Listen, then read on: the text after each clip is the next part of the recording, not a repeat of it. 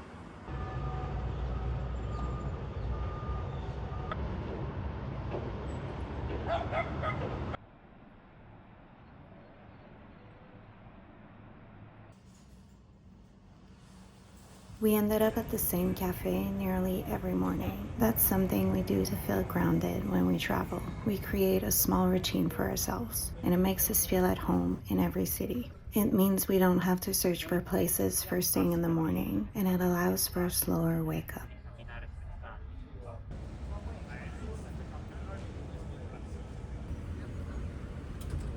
After that, we walked towards the Duomo and spent the afternoon browsing different shops before attending another sports event in the evening.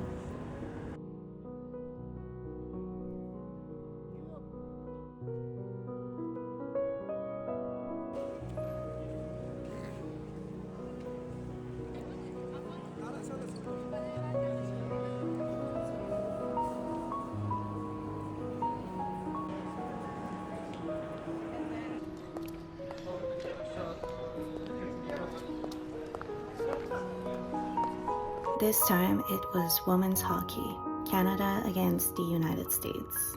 We wore red in support and had a great time, despite the unfortunate results.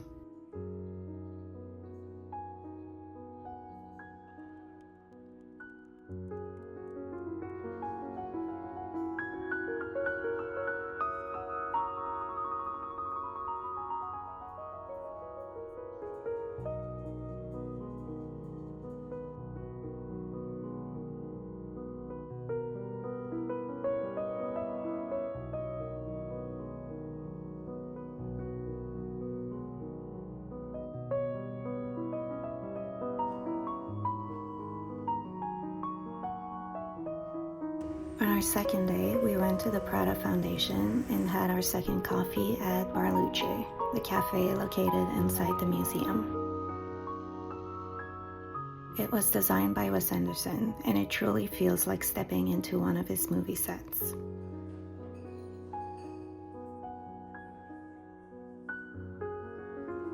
The art collection itself is eclectic and unexpected. When I told Mark some of it felt eerie and uncanny, he replied, "Prada is supposed to make you feel weird," and I saw it differently after that. I especially loved the recreation of Jean-Luc Godard's Studio d'Orphée, where he lived and worked.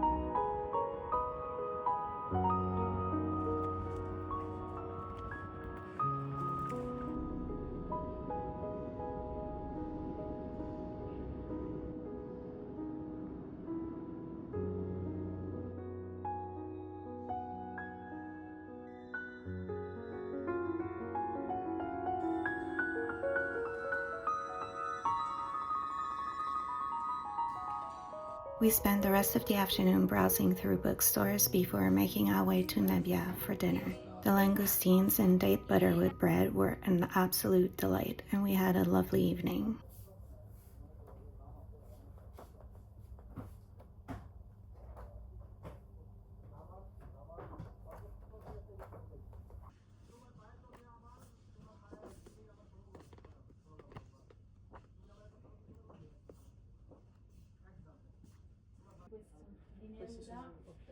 Sì, però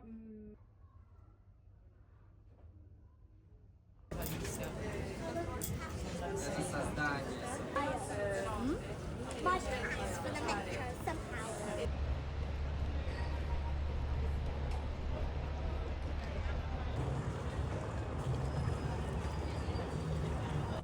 A bit more warm, I love it.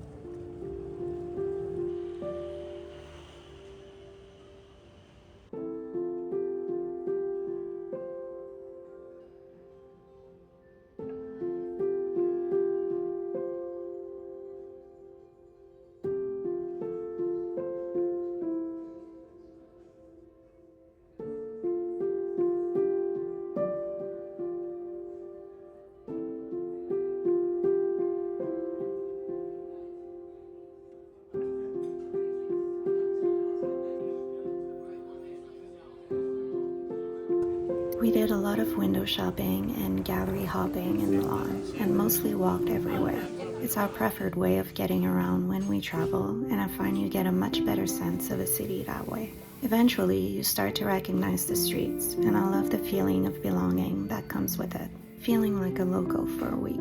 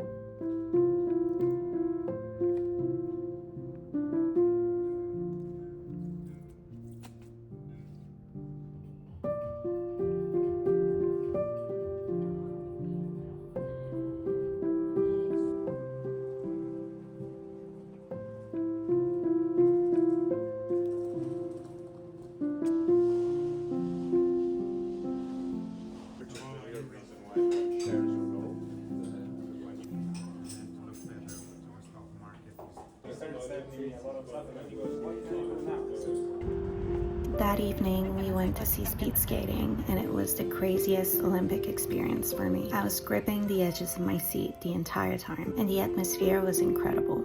It ended up being my favorite event of the whole trip.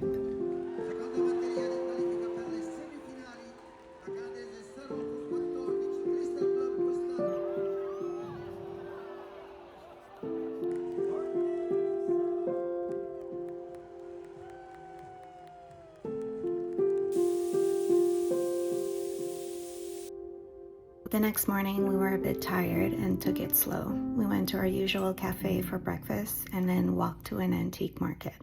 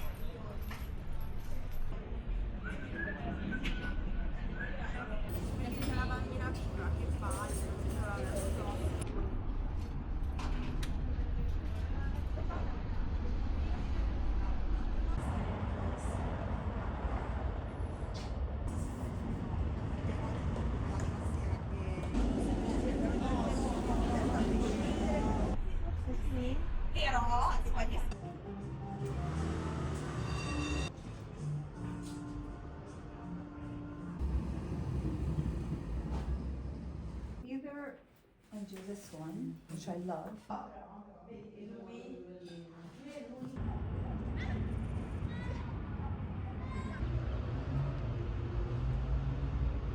There were so many beautiful pieces, and we took our time looking at everything before leaving with 3 art prints to hang in our home.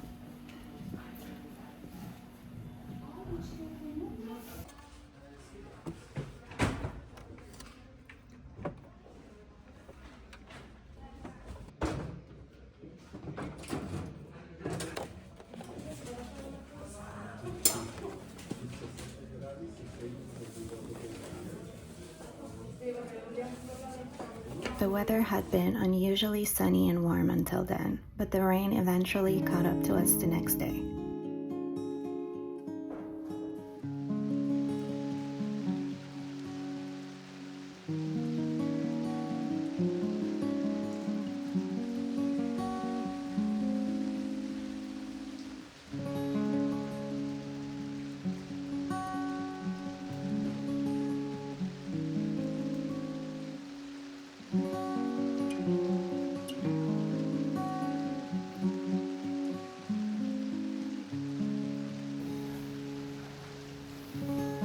We wandered through a few more vintage markets before making our way to the Veneranda Biblioteca Ambrosiana. It was quiet and beautiful, and the perfect place to take shelter for the afternoon.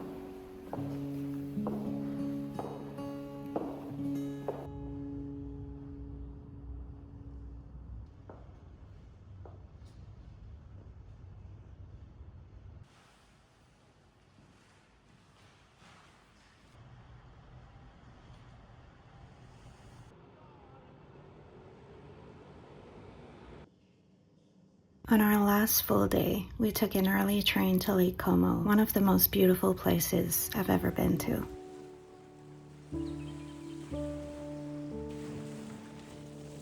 There's something so special about this place. The light-colored houses, the mountain views, and the sound of the water all around you.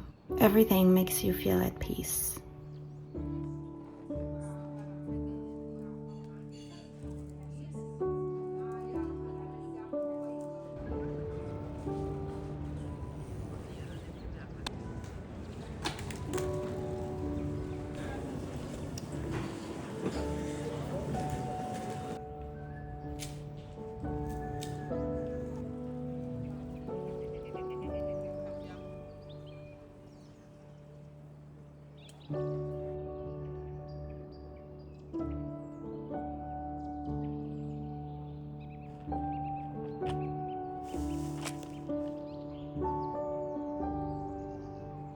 We stumbled upon a free library, and I left with a book and the intention of strengthening my Italian. It felt like the perfect ending to our trip before flying home the next morning.